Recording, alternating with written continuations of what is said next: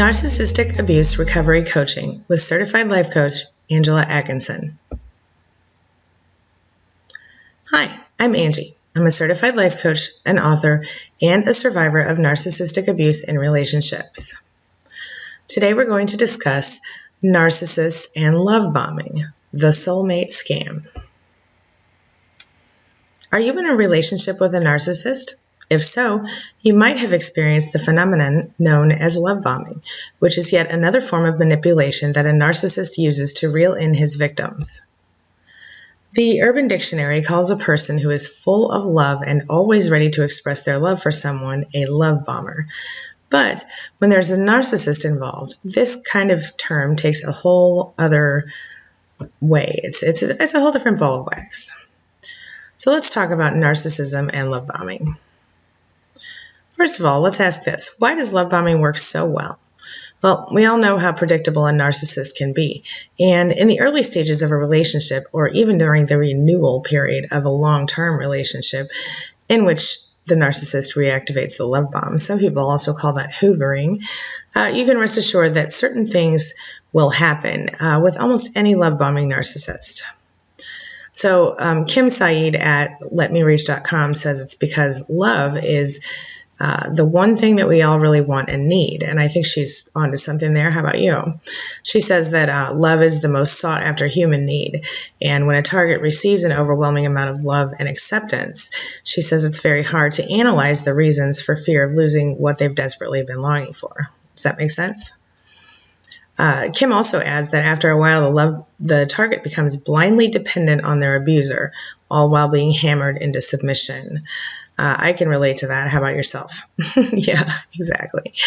All right. Anyway, Melanie Evans, who is also a well-known narcissism expert, as is Kim, says that the narcissist will engage in love bombing for a very specific reason, and that is just simply that they are in desperate need of narcissistic supply. And I think we've all experienced a little bit of that. Now, Melanie continues to say that, she says that you have to understand that the narcissistic emotional model is not the normal human one we know. And she says they're insatiably needy. We know there are people in the world, but the human version of needy, she says, bears very little resemblance to the narcissist's neediness. You know what I'm talking about. Anyway, let's talk about healthy versus narcissistic relationship development, okay? So in a normal relationship, you're going to grow closer over a number of months and years. And when it comes to a narcissist, one of the biggest red flags early in the relationship is that he has a really serious desire to move fast, okay? So he'll start off by rushing into it. He's going to idealize you and make you feel like you're, he's the part of you that's been missing all your life. You'll be like, oh my God, love at first sight, right? And don't get me wrong, I'm sure there are some completely legitimate love at first sight stories, but generally if this happens, you're going to have to take a step back and think about it before you move on. Now, let's talk about what love bombing actually looks like when it's happening, okay? So at first it's going to seem like it's all too good to be true. You're going to spend hours talking on the phone or on your texts. Maybe you'll get little sweet texts all day. When it comes to social media, he's going to like all your Facebook posts. He's going to comment on how amazing, smart, beautiful you are, all that good stuff. He's really going to be up in you trying to get your attention. He's going to tell you that he's the best woman you've ever met, or man, if she's the narcissist. Everyone else is, of course, so unpredictable, crazy, whorish, etc. And, you will be the princess for that period of time. He will lavish the attention on you like you're the princess. Now, in fact, you might even find that he takes time off work in order to spend more time with you. It's very serious. And at first, it all seems really perfect. You'll think, oh my gosh, he's my soulmate. And, of course, he's going to take advantage of those assumptions of yours. He will say all the right things. He's going to, behave just like, before you know it, it'll be like you really know him within days or weeks. And you'll feel like he understands you in a way that no one else ever has. And quite honestly, this happens to the best of us. No matter how smart you are, you fall for it, hook, line, and sinker, because even smart people have emotional needs. And the narcissist at the beginning, during the love bombing phase, is just and even as he comes back and love bombs you after the fact, after the discard phase, he's going to always come at you with these compliments and these things that make you feel amazing about yourself. And no matter what he said in the past, when he starts to apologize and shares all these things he loves about you and makes you feel amazing, you're going to fall for it. The smartest people do it. It's nothing to be ashamed of. It's normal. You might get overwhelmed with gifts from the narcissist, which of course, always have strings attached. Every gift that the narcissist hands over is always strings attached, whether it's tangible or not. So, this obviously is going to lead you to the inevitable next step in which he starts to mirror you, right? So he's going to basically reflect back at you what you're trying to get from him. Suddenly he'll know exactly what to say, exactly what you want to hear, and he'll say it. And this is, of course, because by becoming your ideal man, he gains a tiny bit of control over you. So he can only gain the control if he has your full attention. See, and this is where he's a pro. He knows how to get attention, right? A narcissist always knows. And then there's the whole "you just get me" thing, right? So he's going to tell you that somehow you're the first person who's ever come along who just totally gets him, right? He's going to be like, "Man, you understand me like no one else ever could. I don't even know how I get along without you." And he's going to give you the old, "Oh gosh, where have you been all my life" situation, right? And sadly, you're going to find yourself wondering the same thing because it feels really good at that point, right? So let's talk about the soulmate con. This is the whole, "Oh my God, I've never felt like this before" situation.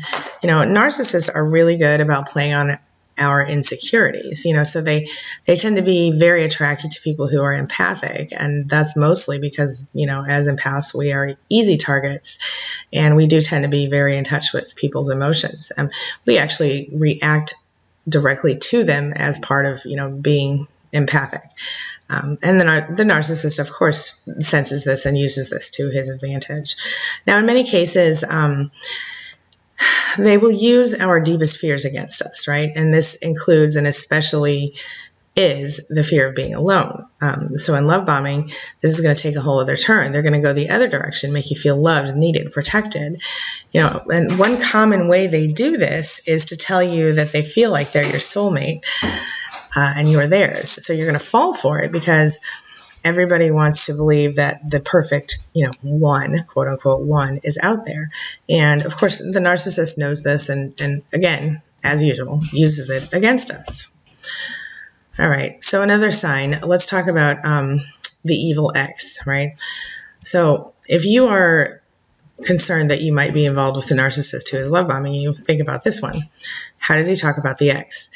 Now, a lot of narcissists, in my experience and from what I've heard from other people in this situation in my groups and my own research, they're going to give you a really bad sob story about the ex, right? They're going to tell you she was crazy, she was toxic. By the end, he was just totally, dying, hating her. Everything was terrible, right?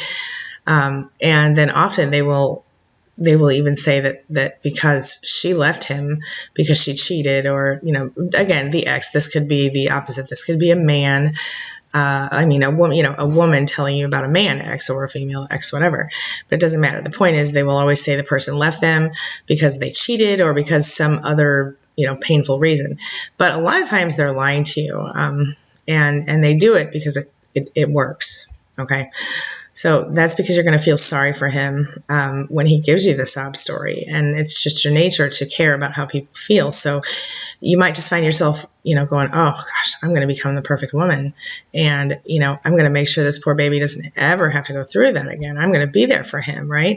And that's because as females, we are caregivers. We are naturally inclined to want to take care of and fix people, and their problems. That's just who we are. And this, of course, is especially the case when we are in love with them. All right. So then there's this all, I don't understand what the problem is. Why should love bombing be a problem? Because it feels amazing, right? So why is it a problem? Well, here's the thing. If you are currently being love bombed, you're probably not even reading this article or watching this video. And that's because during the love bombing period, you will find yourself feeling just amazing, right? So you're going to tell yourself, you know what, this is the person I've been waiting my whole life to meet. This relationship is special. It's different. And yeah, I'm pretty sure this is my one. This is my soulmate, right? But when you're in that place, Of course, you don't have any reason to go around researching this kind of stuff, right? But most likely you're here because you want to know what happened to that guy you fell in love with, right? He changed so drastically, and you're just kind of like, well, what did I do wrong?